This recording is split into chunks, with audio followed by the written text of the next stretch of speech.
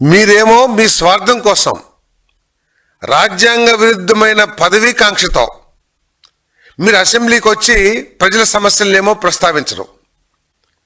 ఒకవేళ నిజంగా మీకు రైతుల సమస్యల పట్ల కానివ్వండి, లేక ఏ సమస్య రాష్ట్రంలో ఉన్న సమస్య పట్ల మీకు చిత్తశుద్ధి ఉంటే అసెంబ్లీలో చర్చించి ప్రభుత్వాన్ని నిలదీసి ప్రభుత్వం నుంచి సమాధానం పొందడానికి ప్రయత్నం చేయాల్సింది ఒక బాధ్యత కలిగిన ప్రతిపక్షం. మీరు ఎప్పుడైతే చర్చిస్తారో, ఎప్పుడైతే ప్రశ్నిస్తారో, ఎప్పుడైతే నిలదీస్తారో స్పష్టంగా ప్రజలందరూ చూస్తారు. దాని పట్ల ప్రభుత్వం యొక్క స్పందన ఏమిటి, ప్రభుత్వం ఎటువంటి చర్యలు తీసుకుంటుందనే దాని మీద ప్రజలందరూ కూడా న్యాయ నిర్ణేతలు వాళ్ళు ఆలోచిస్తారు. కానీ మీరు అసెంబ్లీకి ఎగ్గొట్టిన దేనికి కారణం? ఈ రాష్ట్రానికి నష్టం జరిగిందనా, రాష్ట్రంలో ఏదైనా వర్గానికి నష్టం జరిగిందనా? కేవలం మీ పదవీకాంక్షతో. మీరు ఇటీవల ఒకసారి అసెంబ్లీకి వచ్చారు, ఉన్న అరగంట కూడా నాకు పదవి ఇమ్మని చెప్పేసి విలువైన సభా సమయాన్ని చేశారు తప్పితే ఎక్కడైనా ఆ రోజు ఉన్న రైతుల సమస్య కానివ్వండి, విద్యార్థుల సమస్య కానివ్వండి, కనీసం ఒక్కసారైనా స్పందించారని చెప్పేసి నేను ప్రశ్నిస్తూ ఉన్నాను. మరి అంతేకాదు, ఈ ప్రభుత్వం ఈ సంవత్సర కాలంలో దేశంలో ఎక్కడా లేని విధంగా మీరేదో చాలా గొప్పలు చెప్పుకున్నారు, మేము సంక్షేమ కార్యక్రమం మేమే చేశామని చెప్పేసి.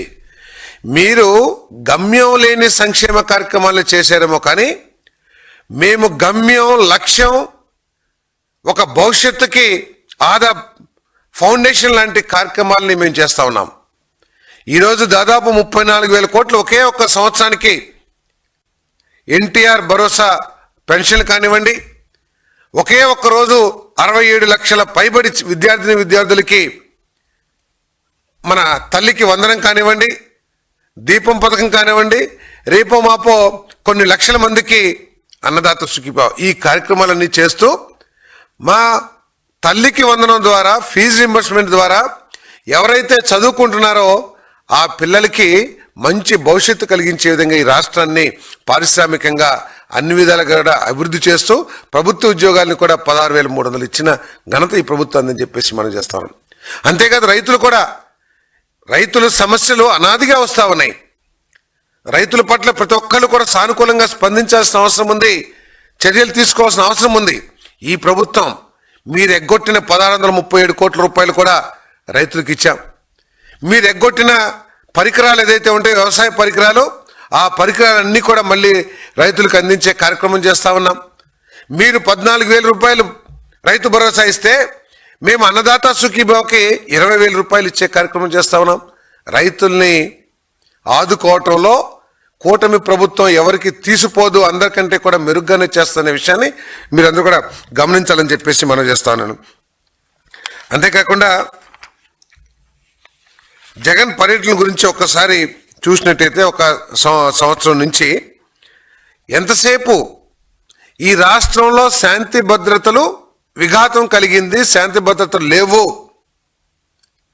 ఈ రాష్ట్రంలో ఎటువంటి కార్యక్రమాలు జరగట్లేదు అనే అబద్ధాన్ని ప్రచారం చేయటానికి మాత్రమే ఈ ప్రతిపక్షం పనిచేస్తుందని చెప్పేసి మనం చేస్తా ఉన్నాను నేను.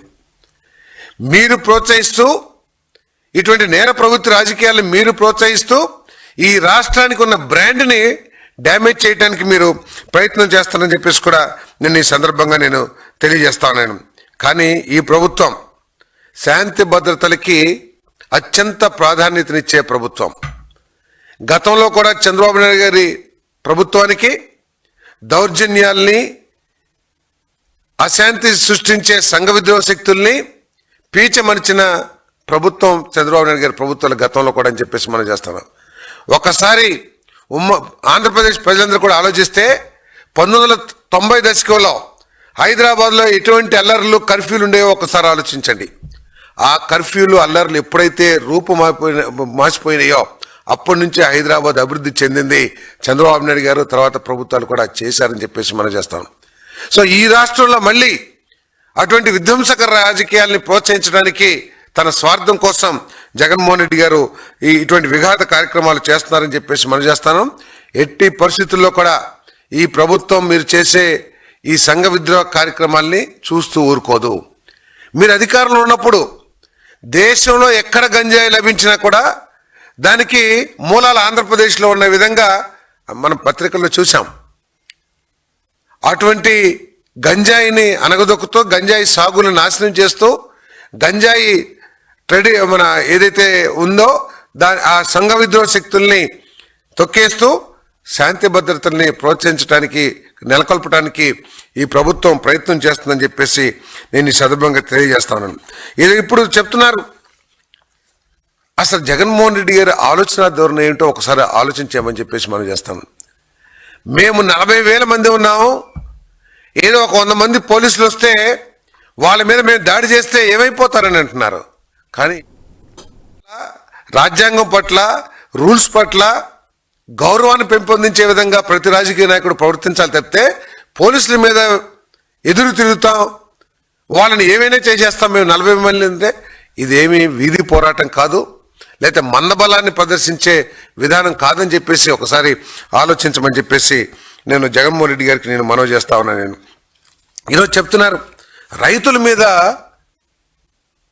రైతు సమస్యల మీద పోరాటం చేస్తుంటే ఈ ప్రభుత్వం రైతుల మీద కేసులు పెట్టిందని చెప్పేసి మరి ఆయన మాట్లాడుతుంటే ఆశ్చర్యం కలిగిస్తుందని చెప్పేసి మనం చేస్తాను. రావూరి చిన్న వెంకటరాజులు అంటే చిన్నరాజు సన్ ఆఫ్ నడిపి అవలయ్య, ఈయన మీద 2006లోనే, 2006లో ఏ ప్రభుత్వం ఉందండి? కాంగ్రెస్ ప్రభుత్వం ఉంది, తెలుగుదేశం ప్రభుత్వం లేదు. ఆ రోజే